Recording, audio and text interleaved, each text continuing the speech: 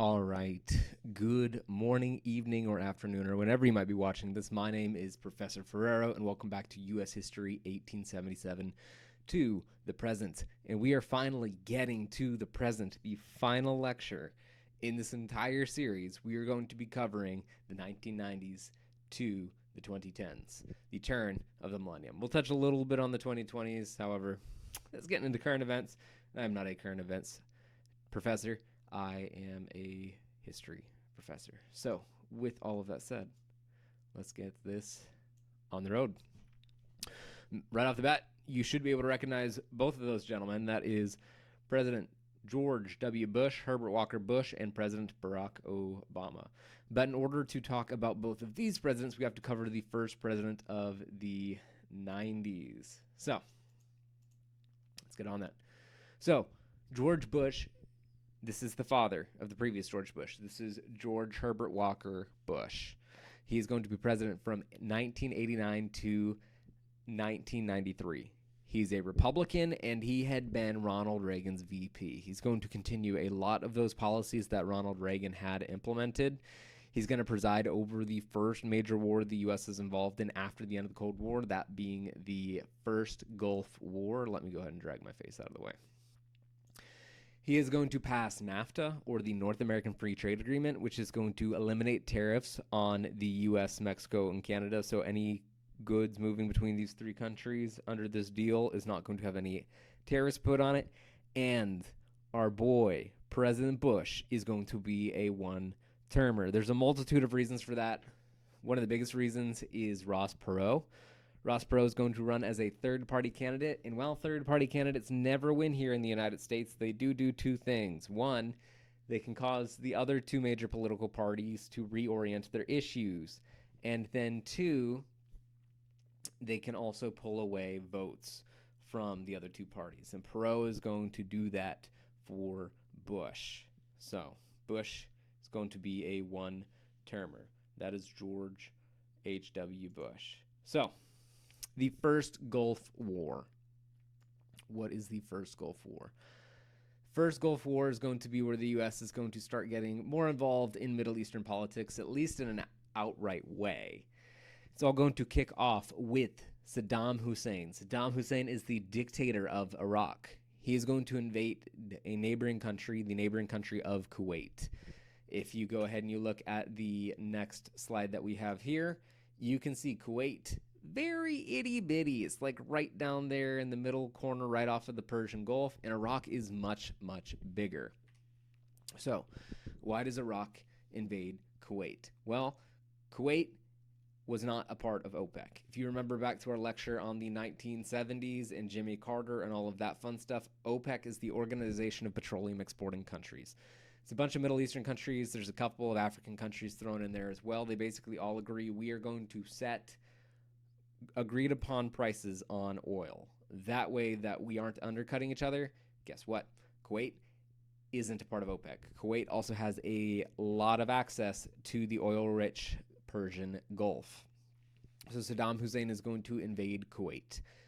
George W. Bush is going to step up and say it is America's duty to protect countries who are independent and sovereign. It is the U.S.'s job to spread democracy and freedom all around the world. We need to stop this from happening. That's what Bush says. In reality, the main reason that we want to make sure this doesn't happen, the U.S. doesn't want this to happen, is because Kuwait sells the U.S. cheap oil. Heavily reliant off of the U.S.'s desire for cheap oil. The UN is going to do as the UN does and basically say, stop it, don't do that. So that does not stop Saddam Hussein. So the United States and the United Kingdom are going to step in, and they are going to send troops in to remove Saddam Hussein, and they are successful in this. And again, this is going to be the first major conflict after the end of the Cold War. This is the first major conflict that isn't Cold War adjacent, because in 1991, the Soviet Union does fall. While it does fall under Bush, Reagan's really the one that gets all of the credit for it, because it's military spending under Reagan that really allows the U.S. to kind of outcompete the Russians. You can see right here again, Iraq and Kuwait, much, much bigger neighbor. And you can see right here the election of 1992. This is going to be the election that Bush is going to lose. You look here at the, let me pull my face out of the way. If you look over at the electoral votes, Clinton walks away with a massive, massive majority. It's very clear who wins there. But if you look at the popular vote, it's actually relatively split, especially if you were to assume that Perot's votes, a lot of them would have gone to Bush. There's a reasonable shot that Bush would have won the presidency if it hadn't been Perot. The U.S. was also experiencing a little bit of an economic downturn during that time, so that is going to be another reason why he's not going to be as popular and he's not going to have an easiest time of winning. So this gentleman right above me right here, this is Bill Clinton. Bill Clinton, president whenever I was born. He's going to be a Democrat, and he is president from 1993 to 2001.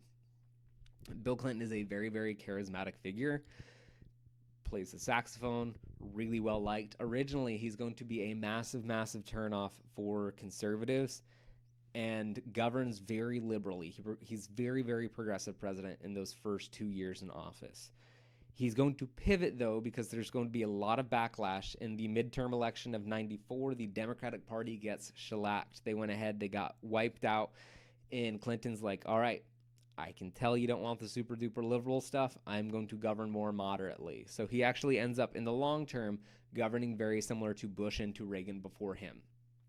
Clinton is the second president ever to be impeached. Gonna go ahead and say my personal opinion here.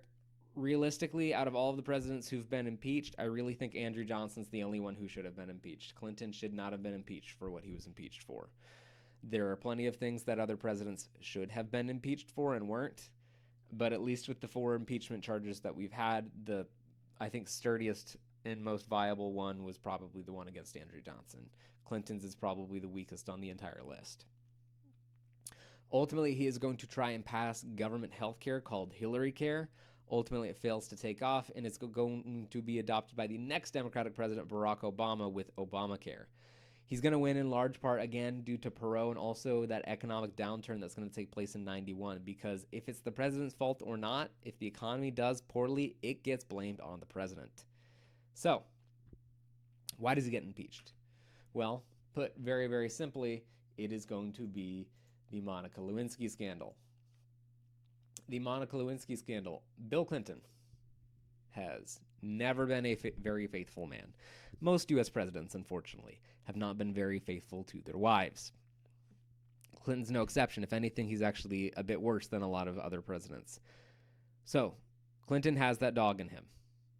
Clinton, while he is in office, while he is the president, he is going to sleep with a secretary who works under him by the name of Monica Lewinsky, a White House secretary. He's going to sleep with her. Now, that sounds like an HR case in and of itself, because you have the most powerful man in the country, arguably the world, asking a secretary, somebody way down on the totem pole, to sleep with him. But again, nothing new by presidential standards. However, Republicans and the media are going to run with it and basically make it a lot bigger deal than it ought to have ever been. So, he gets impeached for sleeping around? No. The thing that he gets impeached for is he's going to get dragged before Congress, and he is going to promise under oath, I didn't sleep with her. They basically, Congress pulls him up and says, okay, so did you sleep with Miss Lewinsky? And Bill Clinton's exact words were, I did not have sexual relations with that woman, Miss Lewinsky. They're like, okay, Miss Lewinsky, did you sleep with Bill Clinton? And Monica Lewinsky goes, yes, I did. Also, there's DNA evidence. It is an undisputed fact that Bill Clinton slept with Monica Lewinsky. This is what he gets impeached for. He lied under oath. However, high crimes and misdemeanors, it is a very, very high charge to go ahead and get impeached and removed as president from the United States. That's why nobody's actually ever been removed, even though there's been 3 different people who've been impeached. Congress is going to be controlled by the Republicans. The House moves to impeach him. It goes to the Senate, and the Senate's like, what even is this? It doesn't gain a majority in the Senate, so it doesn't go anywhere. And Bill Clinton finishes out his term. So, under the Clinton administration, under the Bush administration, the Obama administration, even the Trump and Biden administrations, globalization is going to be a massive, massive phenomenon. not just here in the United States, but all around the globe. The U.S. is connected with the world like we've never seen before. Really, the whole world is connected in a way that we've never seen before. Throughout the 90s and the 2000s, the world's going to start being connected via internet, via travel, phone lines, apps, technology, shipping, transportation, travel. All of these things are going to connect the world in a way that we've never really seen before. Cheap labor in other countries is going to allow the U.S. to outsource manufacturing predominantly to Asia, Latin America, and Africa, driving down prices. Here in the United States, if I am hiring somebody to go ahead and make shirts, I have to at minimum pay them $7.25 an hour. That is the federal minimum wage. Or I can go to a third world country. I am not saying this is ethical, by the way, but business people make business decisions. I can go to a third world country where I can pay somebody 2 cents an hour to do it. Plain and simple.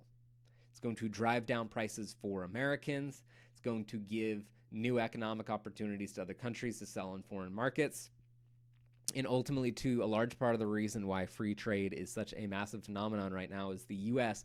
currently protects the high seas.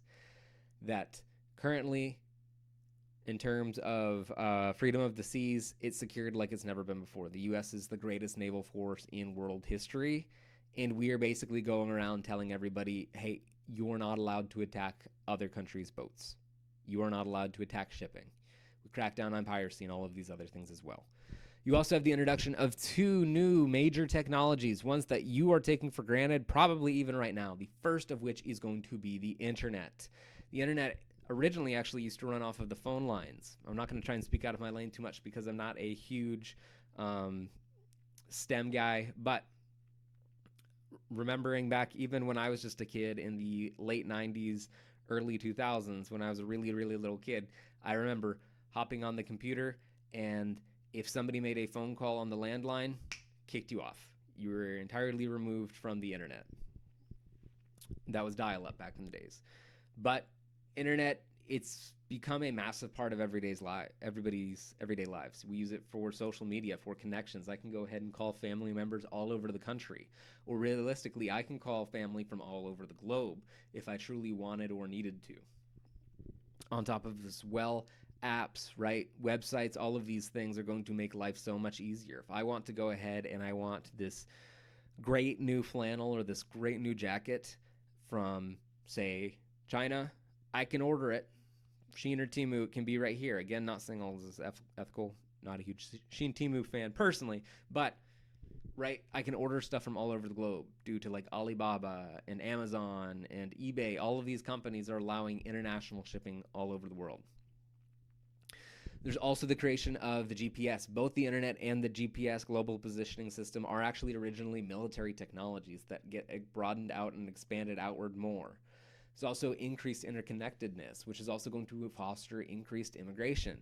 You have immigrants moving in from Latin America, Africa, and Asia, flooding in numbers never seen before in U.S. history. As of today, as of right now, here in the year 2025, more Africans have moved to the United States by choice than were originally brought over as slaves.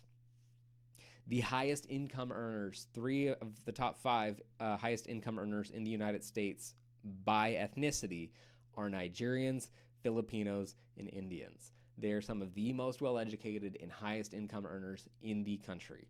You also have the birth of multinational corporations headquartered here in the United States that have their tentacles all around the world. Think Amazon, think Apple, Microsoft. You can go to France and you can boot up a computer. It's probably running the Windows OS. If you go ahead and you go to, say, Singapore, or you go ahead and you head to Japan, a lot of them probably have the newest iPhone. American companies are spread all around the world. Just think Facebook alone. So here's a good example of globalism in action. You have the iPhone being made here at Foxconn, but again, there's a lot of downsides to it as well. There are no smartphones that are made ethically. The rare earth minerals that are used in your phones are almost guaranteed to have been dug up by slave labor. Foxconn is a great example as well. Foxconn, a few years back, was getting flack because they put nets outside the windows of their company to make sure that employees couldn't off themselves because, again, just how horrible the working conditions are.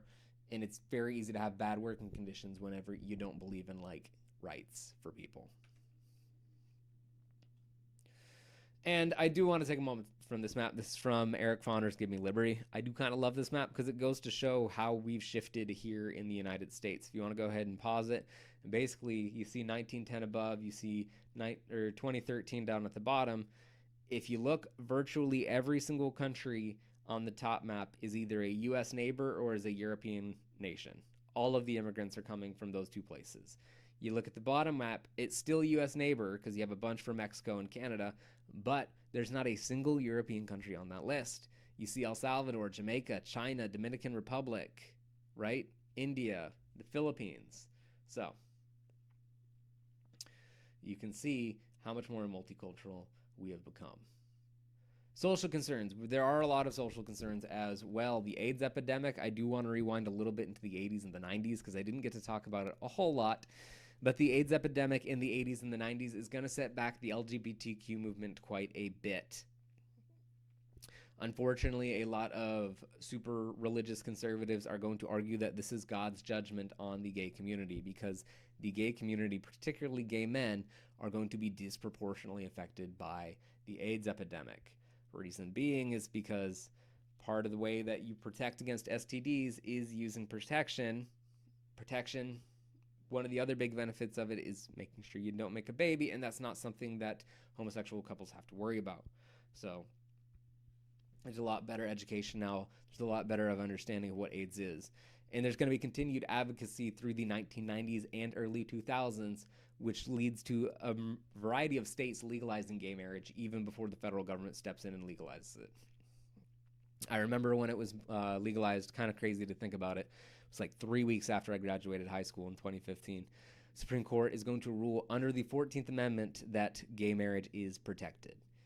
There are other social issues, though, as well, just aside from diseases and things like that with the AIDS epidemic. You also have the rise of mass incarceration. The United States currently has the largest prison population in the world per capita. In multiculturalism, you'd be saying multiculturalism is a great thing, and it is a great thing, but it can also be a very, very bad thing. Bringing people from places all over the world with varying ideologies can often lead to conflict. It can often lead to different groups disagreeing with one another and their ways of life, right? You can get people from one part of the world that maybe think that gay people shouldn't be allowed to live or should be attacked. Not saying there aren't people like here already that believe that, but bring people in like that. On top of that as well, people from around the world who maybe think women shouldn't have rights. These are going to lead to infighting, conflicts, things like that. If you had two different people groups who don't like each other, one that tends to come to mind a little bit is just the conflict that you see between different groups within Africa or maybe even Indians and Pakistanis. Those conflicts bleed over into a multicultural society. So multiculturalism is a great thing. You get the access to a lot of different cultures, you get the access to a lot of different perspectives, but it can also lead to a lot of conflict. Ethnic homogeneity. I can't say it. Homogeneity. I can't say it. Anyway, when everybody's the same ethnic group or when everybody's the same culture, there does tend to be a bit more stability at least. But multiculturalism, it's a double-edged sword. It's not inherently a good thing. It's not inherently a bad thing. So next comes our next president, George W. Bush. This is George Bush's son, George Bush, conveniently named.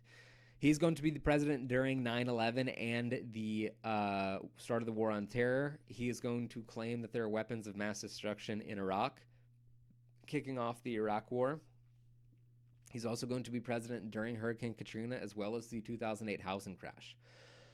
Ultimately, he would be president in large part due to the Supreme Court case Bush v. Gore. All of this... Hold on, I'm about to sneeze. Anyway, sorry. All of this is going to kick off because of one single state. For those of my students who are old enough to remember this, it's going to be Florida. Yes, Florida. The way Florida was doing their voting, it was a hole punch system. You go ahead, you punch a hole. Similar to a Scantron, you feed the paper into a computer and it tallies up all of the votes. The issue is that some of the holes were not getting punched out all the way. These were known as hanging chads, and it's going to cause lots and lots of issues. The vote in Florida is ridiculously close. Like, it's within, I think, either a couple hundred or a couple thousand votes of deciding the election, and neither candidate has the electoral majority needed to win. So it's really coming down to these few votes in Florida as to who's going to win the 2020 election. So there's a recount. Bush wins. Gore is going to demand a second recount after the first recount. So there's the initial count, there's the recount, and then Gore is going to ask for another recount because it's close enough. Bush is going to sue because obviously Bush wants to win. It goes before the Supreme Court, and the Supreme Court says we're not going to continue counting forever because it's going to give preferential treatment to the votes that were done poorly. They make a very interesting ruling under the 14th Amendment saying that this violates the 14th Amendment's Equal Protection Clause because you're giving priority to certain votes over others. So the election is going to go to Bush. And within the first year of Bush's presidency, he's going to have to deal with the most tragic event in American history, and that is going to be 9/11. So you can see how ridiculously close the election of 2000 is. So 9/11 attacks, I would encourage you to pause the video. I'm going to post a link down below of some footage from the attacks. It's a conglomeration of a bunch of different perspectives, and I really want you to, as you watch it, take a moment and think, put yourself in their shoes, right? We all know that there's multiple planes that hit. We know it's a terrorist attack. We are able to look back on it with 2020 vision. But they didn't know what was going on the day of. All they knew is one of the Twin Towers was struck by an airplane. They didn't know if it was an accident or anything like that. So go ahead, watch the video. Keep kind of a mental note of the timestamps, which are kind of really shocking. You really see how quickly all of this unfolds. And then just notice, too, where everybody is. Where's the president? Where are the planes striking? All of these things. So I highly, highly encourage you to watch that video before we resume. Here's another picture of the second plane hitting the second tower. So 9/11 in the war on terror. We absolutely live in a post-9/11 America. We still feel its consequences. We still feel its repercussions. Anytime you go to the airport and you go through TSA, that wasn't really much of a thing before the 9/11 attacks. If your husband, your wife, your girlfriend, your boyfriend, or one of your kids or your parents were going on a flight, you could go with them to the gate. That was a thing before 9/11. 9/11 is going to be the single deadliest surprise attack in U.S. history, and it's going to one-up Pearl Harbor. One thing that makes it even worse than Pearl Harbor as well is at least Pearl Harbor was a military target. But here they were intentionally targeting civilian areas with the targeting of the World Trade Center. There's going to be almost 3,000 victims, 3,000 fatalities between the four planes themselves, the World Trade Center, the Twin Towers is what I'm referring to right there, the Pentagon, and first responders who are involved. So, why the World Trade Center? Why the Pentagon? And also, why that fourth flight that landed in some random Pennsylvania field? The goal was to hit major American icons of American power. The World Trade Center represented America's economic might. New York is a hub for commerce all around the globe. The World Trade Center is literally right down the road from Wall Street. Next is the Pentagon. This is the symbol of America's military power. That's where the military where the top generals, all of those things, they're in the Pentagon. And then the fourth plane, a lot of people think it was either heading for the White House or the Capitol building, meant to show kind of an attack on America's governmental power. George W. Bush is going to blame it on Al-Qaeda and send troops into Afghanistan. Osama bin Laden is going to take credit for it. He says, I was the one who helped orchestrate it, and it's going to be a decade-long manhunt trying to hunt down Osama bin Laden. Ultimately, George W. Bush is going to argue it's the U.S.'s responsibility to root out terrorism wherever it may arise. He takes a very, very Woodrow Wilson approach to foreign policy, and that is kind of this attitude of it's the US's job to be involved and kind of police the world. And you get a lot of criticisms today about that type of thing, so, although I would say a little bit less so. You also see the passage of the Patriot Act. The Patriot Act is going to give massive, massive power to the federal government, particularly U.S. law enforcement. It gives them extra tools, powers to deter and punish terrorists. But the biggest thing it tends to be criticized for is violating due process and the privacy of Americans. Edward Snowden's going to come out during the Obama administration. He's going to be a whistleblower about the NSA. You know, you've probably seen the memes where somebody gets a text from their FBI agent. They're like, this video you're watching so sad. That comes from back here in the Patriot Act, where we decide that where the government decided we're going to give up some freedoms for the sake of security. So again, 9/11, we really, even though we are almost 25 years removed at this point, we still very much live in a post 9/11 America. So from one tragedy to another, Hurricane Katrina. I'll go back to the last slide for a minute in case if you didn't get the last little bit there. All right, next slide. So Hurricane Katrina. During 2005, I actually remember this too, because I've lived in Texas since 99. For decades, people had been saying that the levees in New Orleans needed repair. The TLDR on New Orleans is geographically, they picked the worst place they possibly could have built a city. The city is below sea level and is surrounded by water on both sides. Obviously, they need to do something to prevent that, so they put levees around New Orleans. Basically, these are walls for if there's ever flooding to make sure that the water doesn't come through.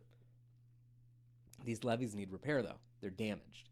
So when Hurricane Katrina hits, and there are thousands and thousands of tons of water pushing up against these levees, they crack. Spills into New Orleans. New Orleans below sea level, goes all the way down to the lowest point of New Orleans. And the unfortunate thing is the lowest point in New Orleans is where most of the poor people live. And on top of that, that is where majority of the people who didn't evacuate lived. It was originally supposed to hit Texas. I remember being in like 3rd grade and fleeing from the hurricane. It's going to swerve and hit New Orleans last minute. And ultimately, the reason that the Bush administration gets so criticized for it is because FEMA is going to be very, very slow to respond. The Federal Emergency Management Agency, they're meant to respond to natural disasters, and they are very, very slow to do it. On top of that, Bush never really goes to New Orleans, at least not in a way that was satisfactory to the American people. However, the one upside to all of this is thankfully nonprofits in neighboring states such as Texas are going to offer a lot of help and aid and help rebuilding New Orleans. If you go to any major city in really Texas, but especially Houston, you will meet a lot of people where you ask them how long you've lived in Houston, and they'll say, I moved here after Katrina. A lot of people left New Orleans to move here to Houston because of how catastrophic the hurricane was. And in many ways, New Orleans still hasn't really even fully recovered. You can just see here in the pictures, these are tops of houses. So, and here you have, again, people who decided not to flee, and now they're having to plead for help. So, it seems like we only ever focus on the negative stuff here in U.S. history. But to cap off Bush's presidency, he has a very, very rough presidency. Granted, not all of it is his fault. 9/11 is not his fault, nor is Hurricane Katrina. But the 2008 housing crash is going to basically bookend the Bush presidency. The U.S. is going to see the worst economic downturn since the Great Depression. That's why it's known as the Great Recession. Banks had been encouraged to give out very, very risky loans all the way back since Jimmy Carter's administration with the Community Reinvestment Act. And they're going to make a lot of risky and poor investments. Say, for example, you are a bank, and you go ahead and you give me a loan to go ahead and buy the house. I buy the house for, say, $100,000. I can't pay it back, so what do? You take the house and you would turn it around and sell it and get your $100,000 back, right? Well, this is where the housing crash comes in. I buy the house for $100,000. I can't pay it back. The housing economy collapses, and now the house is worth, I'm going to use very simple numbers here, $50,000. You're out $50,000 as a bank, and I'm not the only person you made a risky loan with. Because of this, many banks are going to crash, and a lot of companies are also going to go bankrupt as well, because again, They'd been incentivized to make a lot of risky decisions, basically being promised that the government will back you up. And the government does back them up.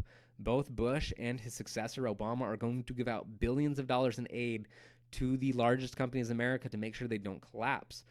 Virtually every single automotive company here in the United States, all of the American companies, save for Ford, goes under. The only reason they continued to exist is because the U.S. government gave them a ton of money, basically saying, hey, please don't go under, because if you do, that's going to mean massive unemployment. Obama would sign the American Recovery and Reinvestment Act, an unprecedented action to stimulate the economy. Ultimately, though, the tactics that Obama chooses don't really do much to get the U.S. out of the recession. There's actually a very slow recovery coming out of the Great Recession. Ultimately, though, what he passes here aim to help modernize energy and communication infrastructure as well.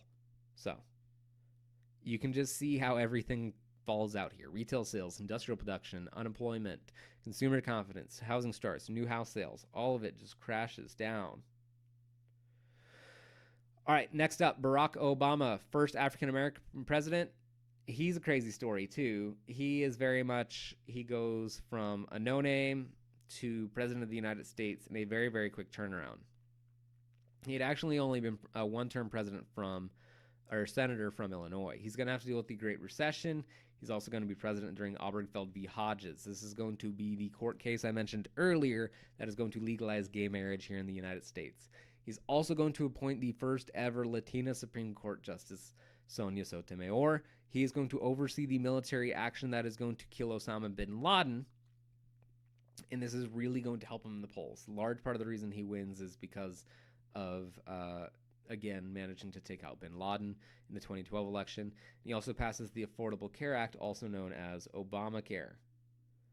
Here you see President Barack Obama recreating what is obviously Rosa Parks on the bus. It really goes to show how far the United States has come in virtually a 50-year period.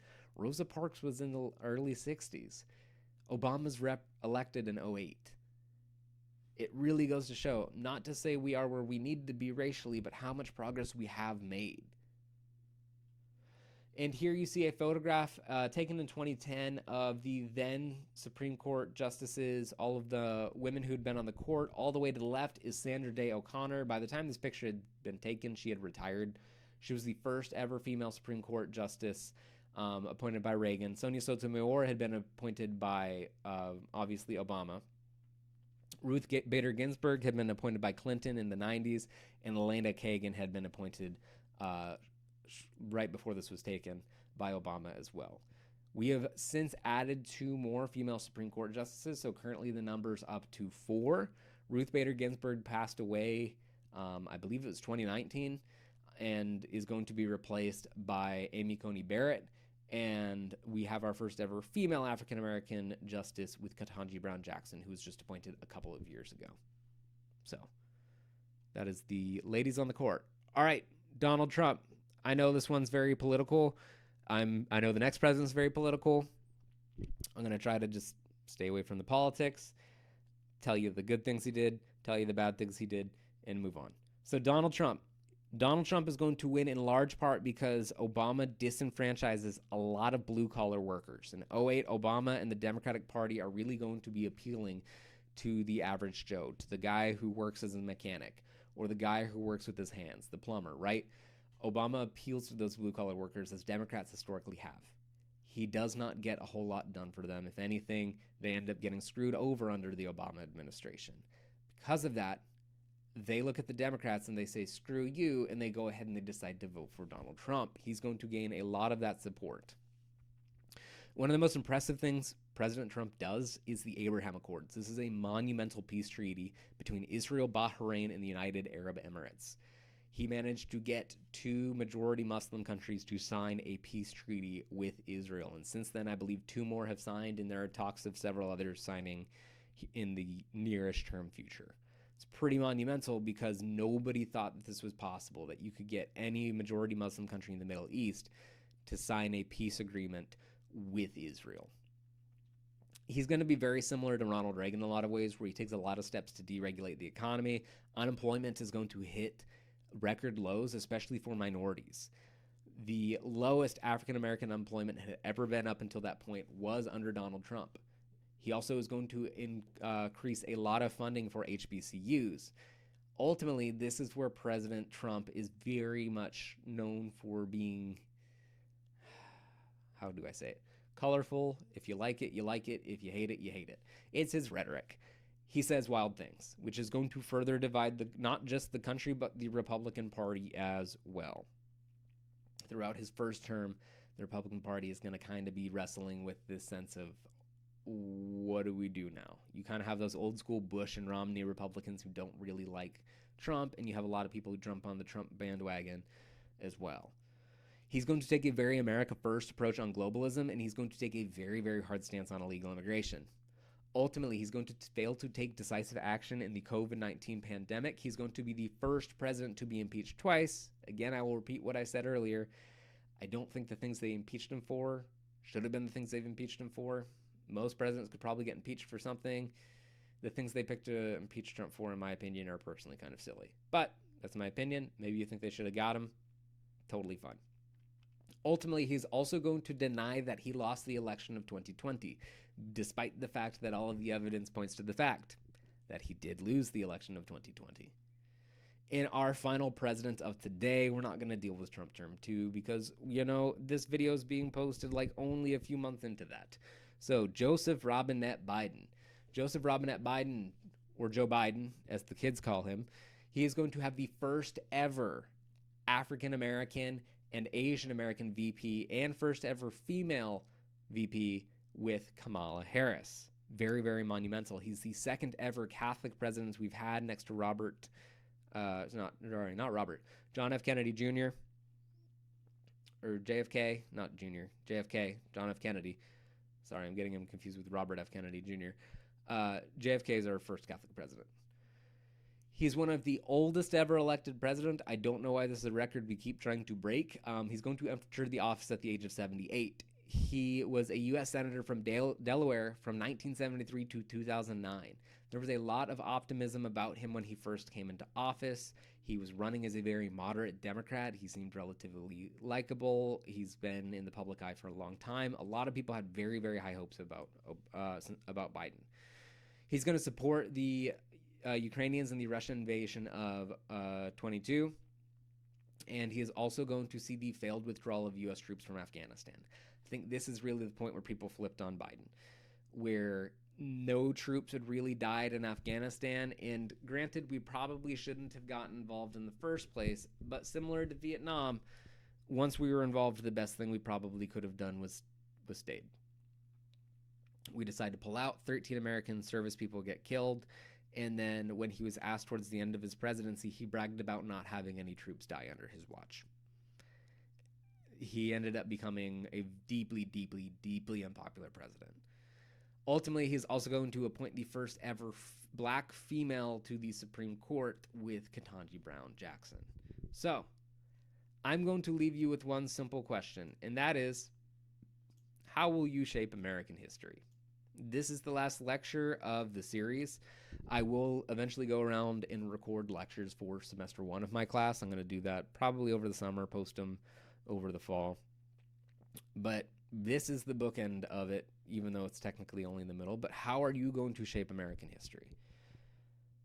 How are you going to shape American history? American history does not end today.